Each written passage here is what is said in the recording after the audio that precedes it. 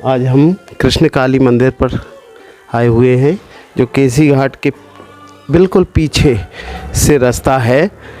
आप देख सकते हैं, इधर से होकर के यहाँ आप पधारिए कृष्ण काली मंदिर वृंदावन।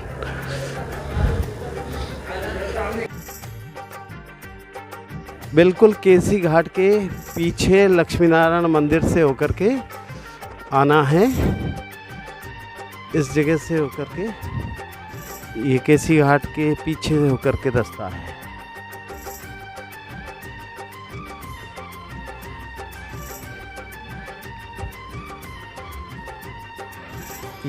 ब्रज का प्राचीनतम स्थल श्री कृष्ण काली पीठ। ठीक है, आइए। जब भगवान श्री कृष्ण जरासंध से युद्ध में रण छोड़ के बढ़े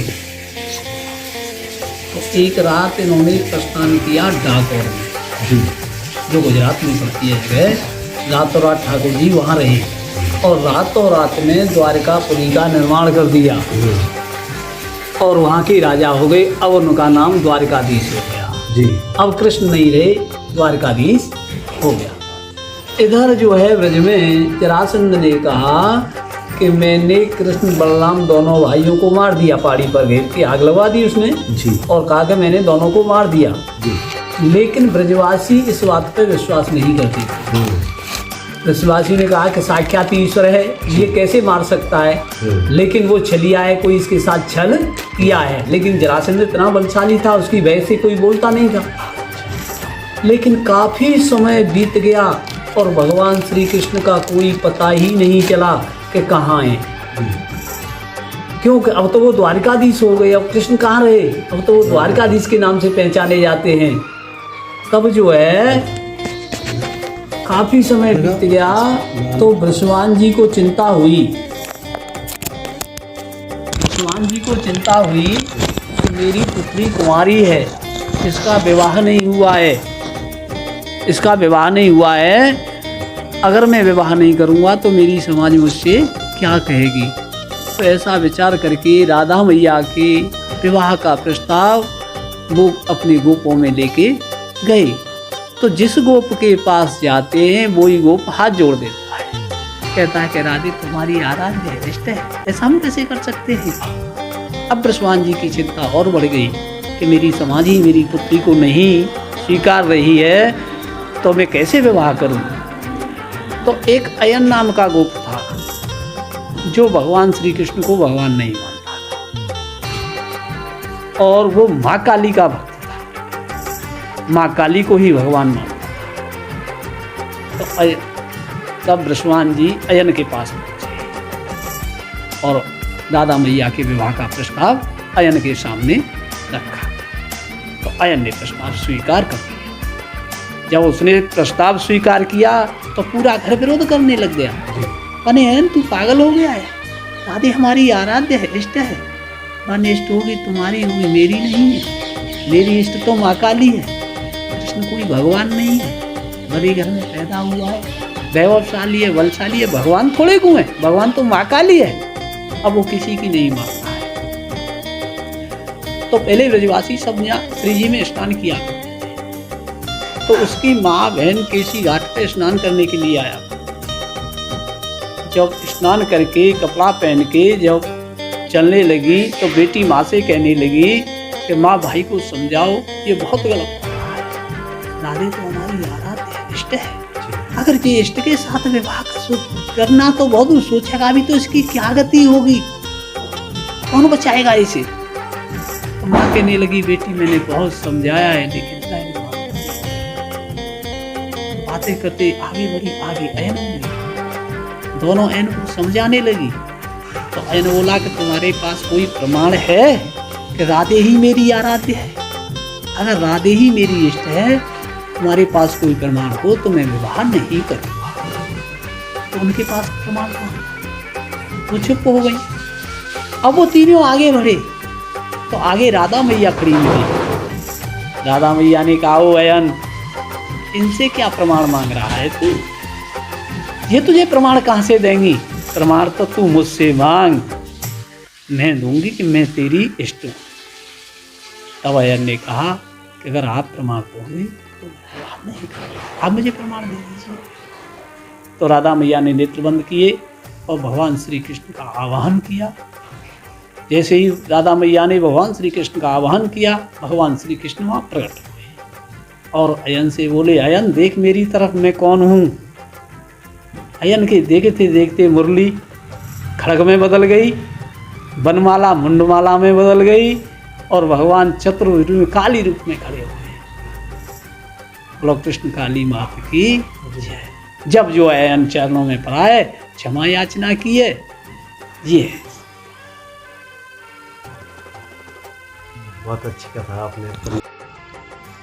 श्रीमद् भागवत में एक कथा है जिसमें स्मयंतक मणि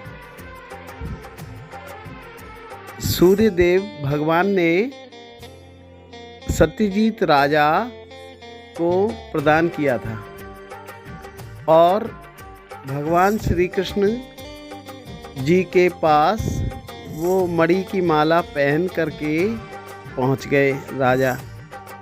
भगवान श्री कृष्ण जी ने सत्यजीत राजा से कहा था कि आप इस मणि की माला को द्वारका राज्य में जमा करा दें, क्योंकि इस मणि की विशेषता यह है कि ये मणि रोजाना 10 तोले सोना प्रदान करता है।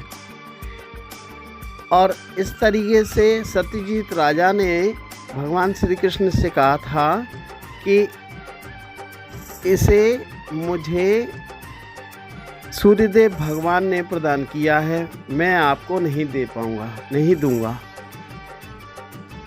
तो उसे पहन करके वो अपने राज्य में चले आए सत्यजीत राजा।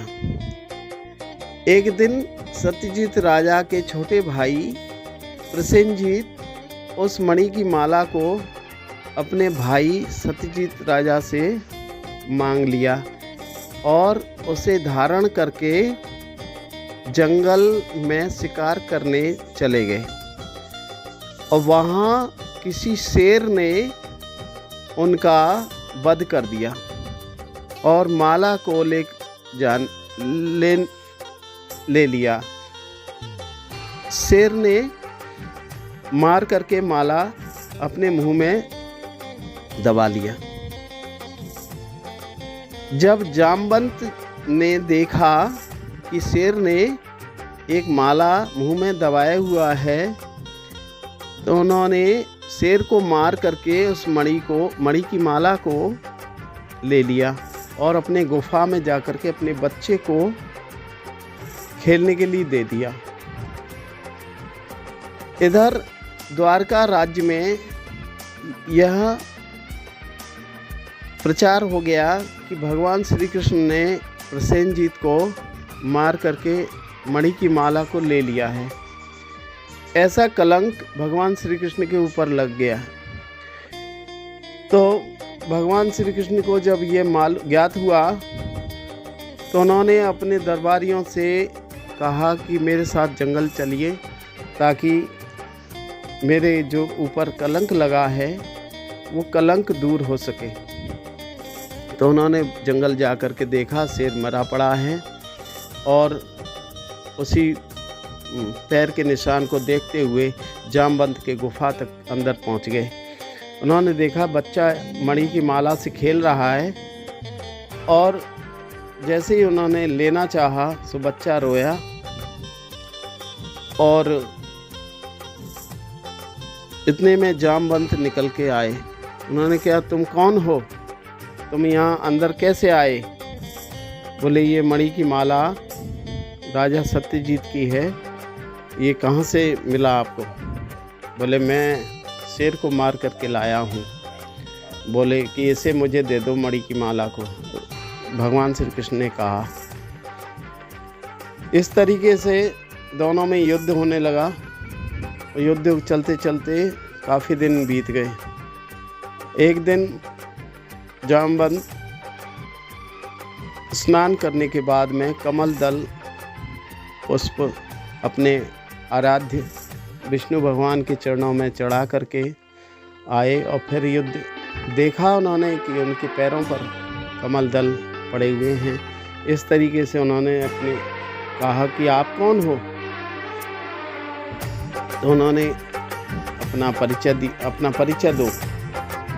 तो कृष्ण भगवान ने कहा मैं द्वारकाधीश हूँ और मेरा नाम श्री कृष्ण है। तो भगवान के परिचय देने से जामवंत को अपने आराध्य की बात याद आ गई और उन्होंने अपने पुत्री जामवंती को भी विवाह के लिए इस कथा से तात्पर्य यह है, अगर इस मंदिर के दर्शन कर ले कोई भी व्यक्ति, उसके जीवन में कभी कलंक नहीं लगेगा। जब भगवान श्री कृष्ण ने भी अपने ऊपर से कलंक उतारा था, ठीक उसी प्रकार इस मंदिर के दर्शन करने से जीवन में कोई भी झूठा आरोप कलंक नहीं लगेगा।